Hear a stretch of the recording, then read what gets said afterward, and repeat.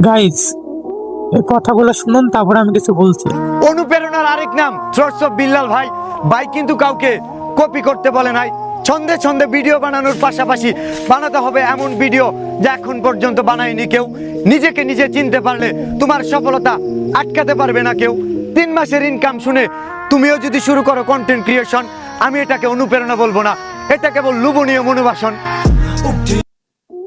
তো guys, finally শুনলেন সব ভাই কিছু কথা। তো ভাই কিন্তু কাউকে কপি করতে বলে নাই বা কপি পেস্ট করতে বলে নাই। ভাই খালি বোঝাচ্ছে যে অনুপ্রেরণার আরেক নাম দর্শক বিল্লাল ভাই। ভাই কিন্তু কাউকে কপি করতে বলে নাই, তাই বোঝাচ্ছে। তো গাইস, ভাইকে কপি করবেন না প্লিজ। ভাই কিছুদিন আগে অনেক মানুষের উপকার করেছে, সবাই দেখছেন, আমিও দেখছি। ভাইয়ের আমি বড় ফ্যান। ভাইয়ের নাম লেফটার বিল্লাল।